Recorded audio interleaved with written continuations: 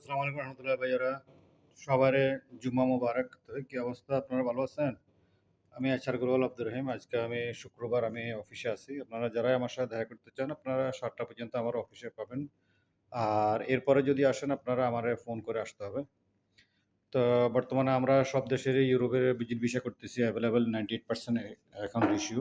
আর 100% আমরা যে work permit করতেছি আপনার রোমানিয়ার।